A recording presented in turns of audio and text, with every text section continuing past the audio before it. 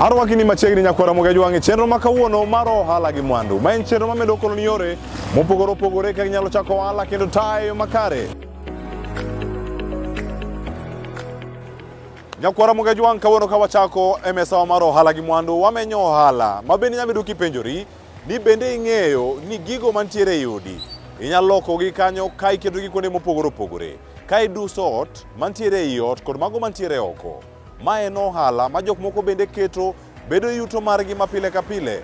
Kawuono watwaka kod Millicent Ogosi ma ja ohala e kaunti ma Kisumu, mano ma wuon Home Afrique Interiors and Exterior Designs. Kawuono omiyo wariekni mopogore opogore kaka ichako ohala machalo gima kendo kaka itaye. Wawinjane kaka nochako gi kaka odhach kode.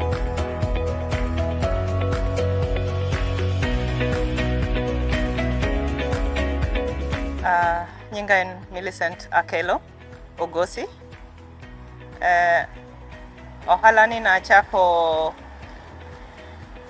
2024 May, mano last year.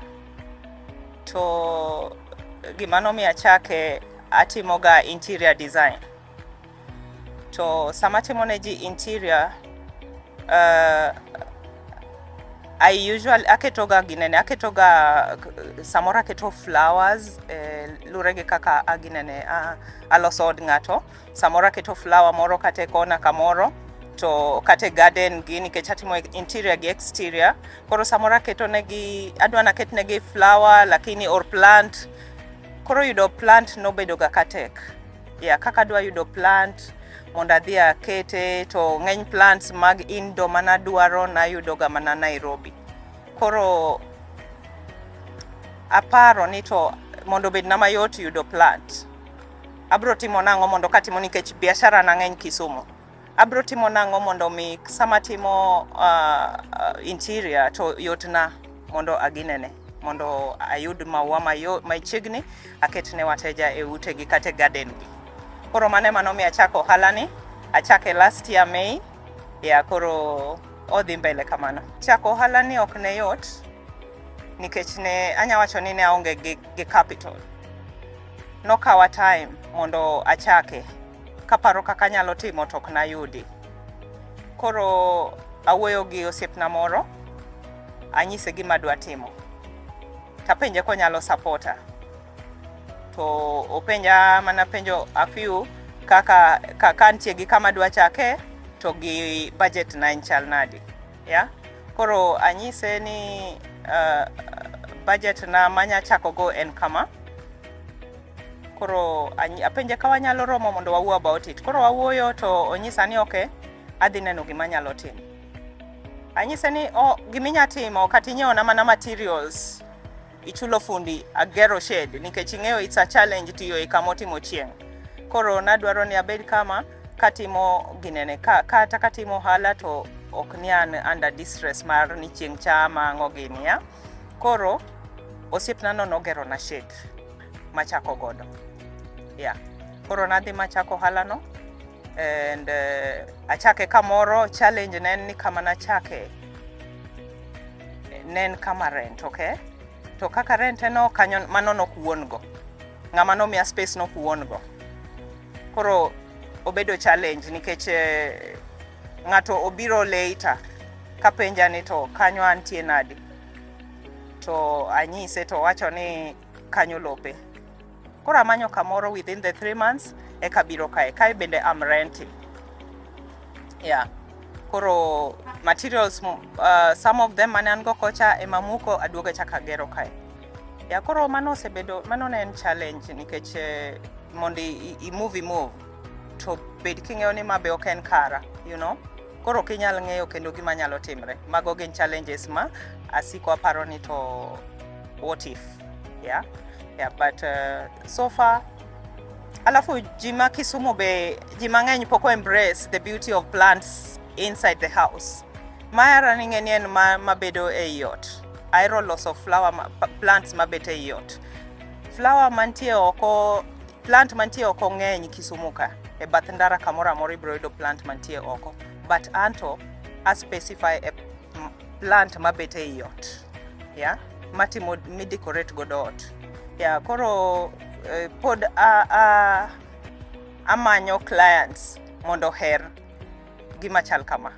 But nitiere, I'm happy ni nitiere jok mong'eyo mak gin ka gibiro, some of them be miya nyaka ideas ni to okimany na machal kama makama, they give me ideas mar gima gidwaro, okay? Yeah, koro akelo plants be kalure gi dwaro mar mteja.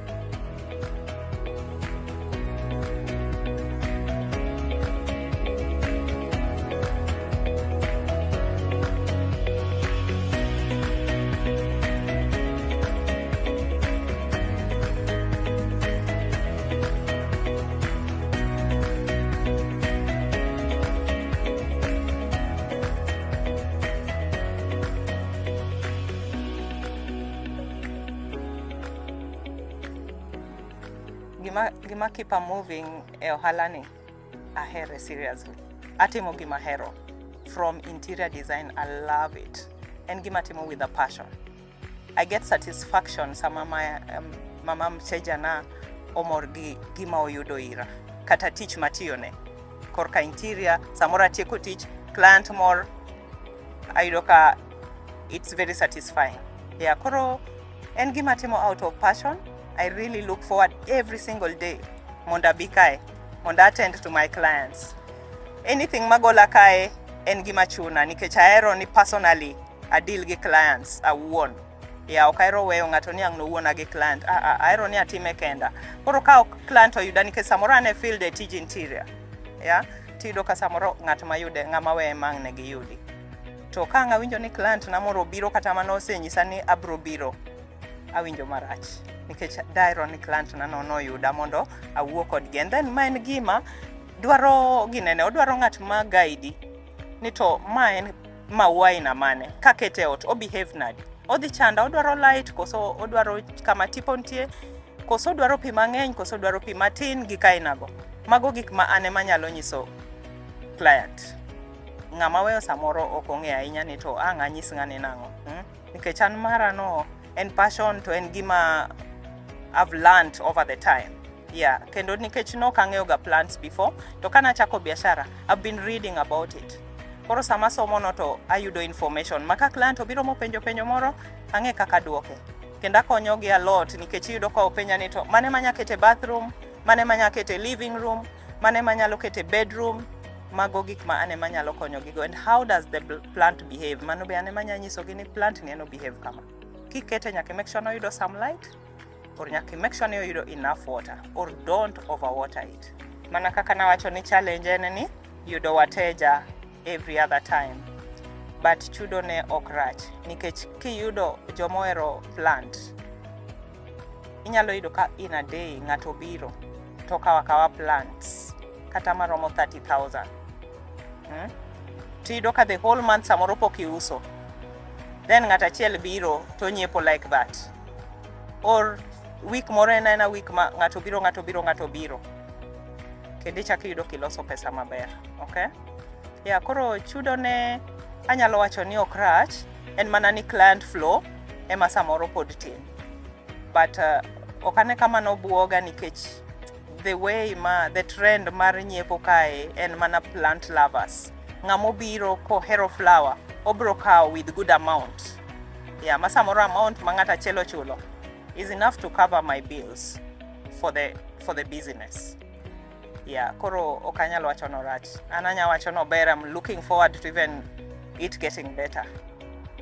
And interest, more interest.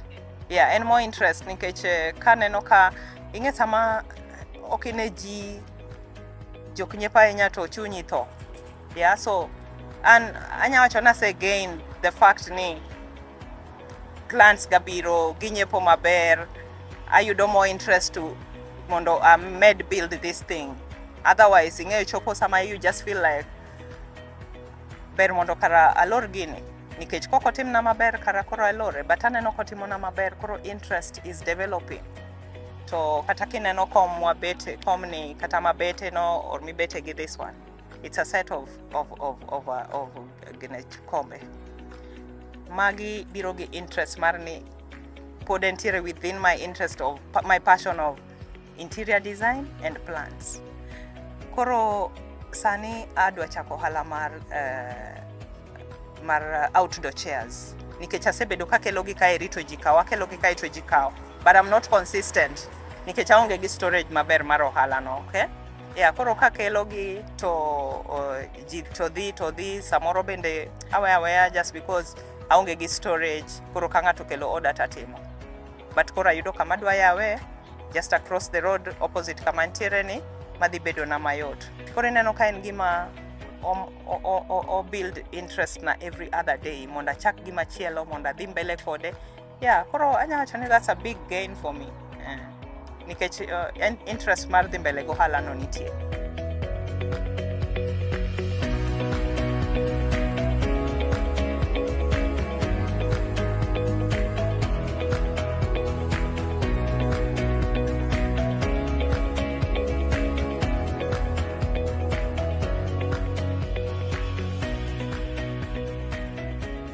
Komiya thuolo mar ariyo mar yiero ohala ne, abiro yiere kabisa. Reason nikech aseneno potential ne, to daer mana ni komiya chance no, ayuda a better place and do it better. But kata kama ntiere ni I'm giving it my all. Atemo mondo atime better so that ingeni kama ntiere miloso. Yeah, so for me, mae gima nyalo timo any day. Yeah, alafu an ga ng'at moro ma ok give up.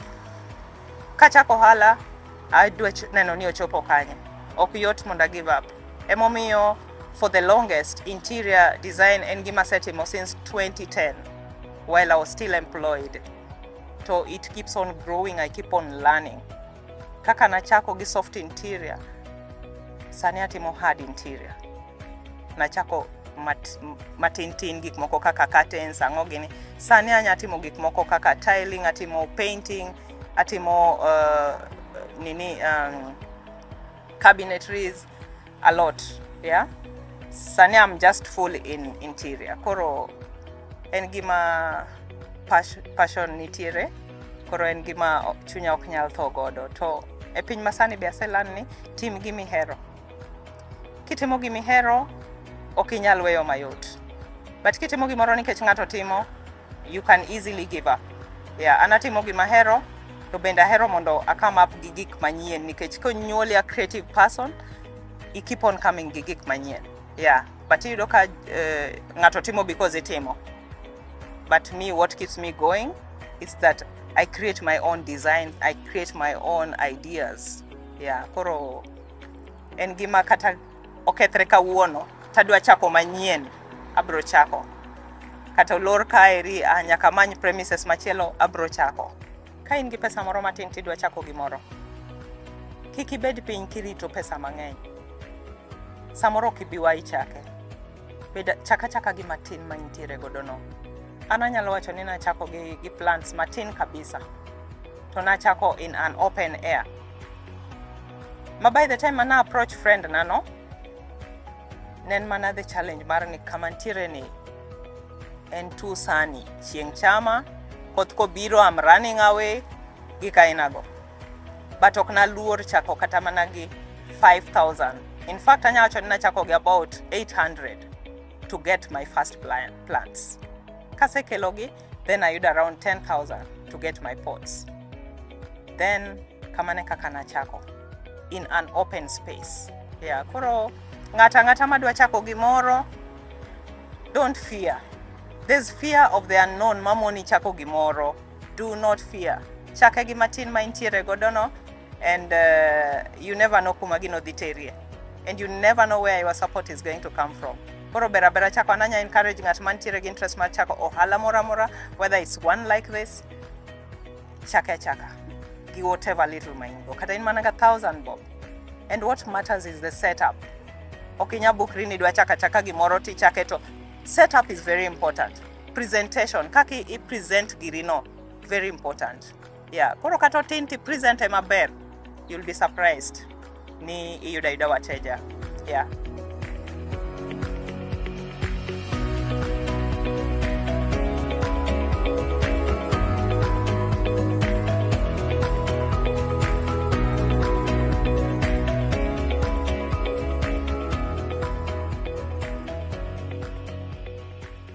Koro wayudre e yor mar airport kikadho Shell petrol station mar adek, bath station no ema wayudre. Kikadho Shell a few meters away wantiere a same side mar Shell no. Koro kia airport, that is in Kisumu. First Shell at the airport, then there's a middle one, then the last one. Kanga to dwarowa a lot of times entiere screen mar TikTok, but kuom jogo ma samoro watch to dwa goyo, number wa en 0755 458 904. 0755 458 904. Yeah, mane number wa, mane kaka wayudre. Yeah, koro kigoyo number no, ane mabro mako most of the time.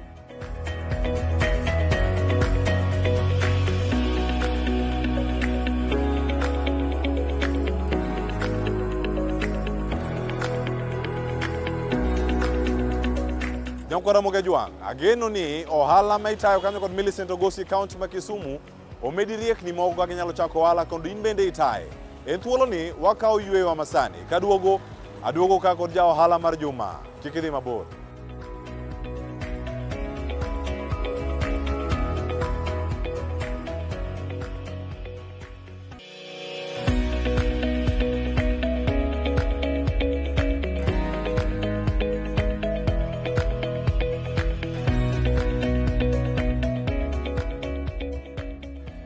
Machiegni kendo Nyakwara Mogejwang, chenro ni mar ohala gi mwandu kendo en mor mara e pod ikete kar kae chenro ni arno achaki nyaka sani kama wantiere.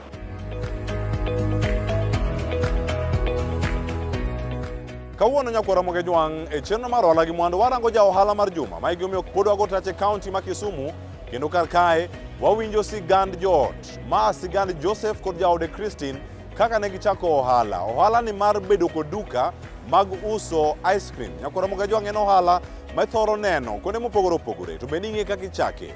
Ohala ni gisetime kuom kinde, to kawuono Joseph gi Christine e ohala ma gitimo ni ochopo gi mesa wa mar ja ohala mar juma. Wawinjane kaka ne gichako kendo kaka gidhi nyime kod ohala ni.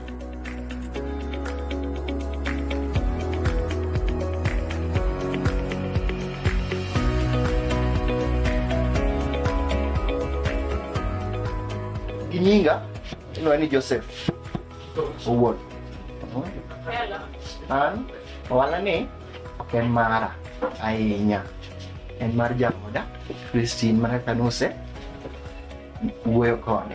Koro natimo market research gi dho ngere gi development mar clientele. Koro chako manyo ji osiepewa family machako tijni. Gima ne gin the first clients.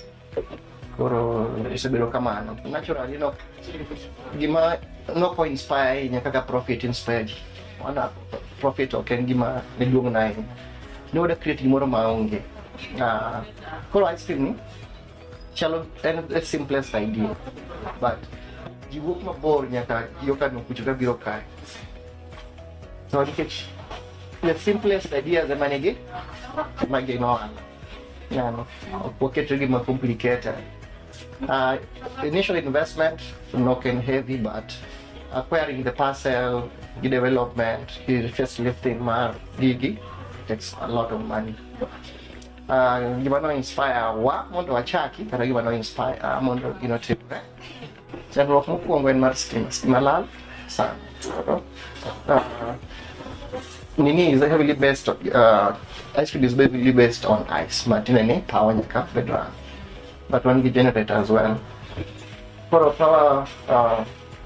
power efficiency and power arch for the most part. Then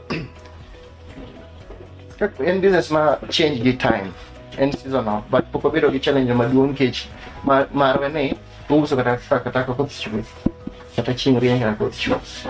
Simply engage was create an environment which like a family for and a family. For a family one, you will probably bira. Tielo and all the manien. ma ng'ato pok otimo ka. Koro we learn as we go. For example, accounting nigi issues koro from accounting koro nyaka wasom, we count as we go, we learn as we go. So onge recipe mag ice cream because watimo mana value addition. Koro en creativity makoro wuotho go around. Creativity na makoro ginyalo loso gimoro maonge koro ka ng'ato noche gini jaber ya loso chal kamano.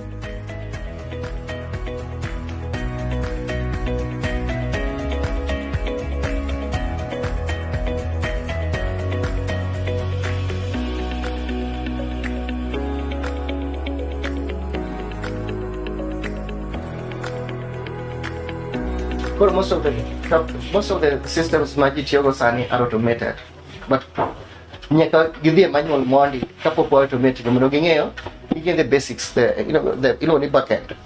Koro ging'e back end mondi obro automate plan. But bookkeeping em nyalo ng'eyo ka idhi run at a loss, when to stock, when to change plans, when to change the quantity mi iuso. What demand nyalo ng'eni mane flavor mane madhi ahinya, flavor mane mok dhi. Koro konyi kuom the general management mar fees. Nikech jogi gin te gidwaro mondo o succeed, apani that desire mondo kik go fail miyo wa jiwo kata chuny mar dhi mbele.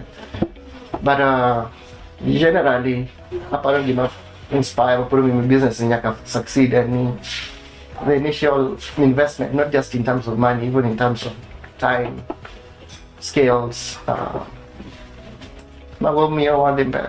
Nena ji ka ji omor ko chama gimiluongo ni ice cream be ber na wante. Alafu nyithindo be ng'eny ka nyithindo wahero nyithindo. Ice cream mostly en mar nyithindo gi mine. Koro wuone gi nyalo kelo gigoro, but nena ka family obet kano en gima mora, especially kaka family person. So gini ne omanyo ga kiwach na no wuotho ga around kwa manyo monya yue chamo ice cream, but no kwa yudga. Koro machako mondo mi family yud kama gibete. I will choose this same business again because and worth it. You think so big. You actually what you can think big. Okay, I'm gonna think big. Okay, I'm thinking big next step. Think simple. My yacht no. Kada ken man loso juice. But lose kay believe me in passion. Yung passion na yun kanya. Dito dia ay ni pwede sa pesa. Ni man profit mo fungo niya niya. Profit important, but okay di man mo business. Yung mo yung commitment, di passion na. So di man yung committed, na ngayon. Pero yung biro wadi dong yan na yung committed. Wewa support. Oro wewa waere wakonyero business na. Mano one. Second thing, a lot of people get capital, which is a bigger challenge, especially in the African setup. Man support system. BDG manyalo come in. Okay, actually, lots of juice. You know the juice, for example, you do a fridge, you do a blender, you do a cooler, you do a commercial. You can hear no capacity, but can you see a for example, can you see more Kamoro give us me Kamoro give you see more also fridge Kamoro. You said it's a business, near fridge near chuli most. Can you also blend? I think I say, near Konyaki blend up on chuli most. Koro building relation network, kinyo strategic networks. Kinyo kami bro ide konyo work is important. Opportunity bedi pesa in cash. UFG is more important. UFG is important, network is important. The third thing, you will fail. Teach a good morning, that is succeed. Failure no, you can succeed. How might indicate a gino? Second, let it Boron. And the Gipone, you will succeed. Poki succeed, Bola. Poki lancha come Tielo.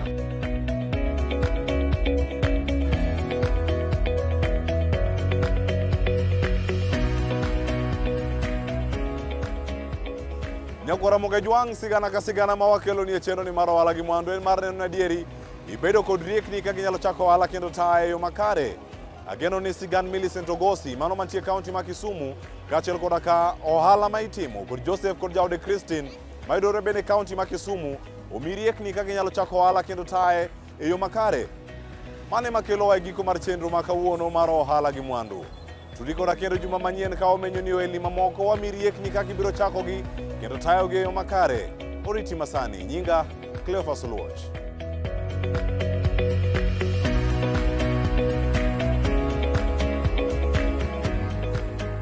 Mondo mine chenro ni kod mamoko mag Ohala gi Mwandu, donje viewsasa.com.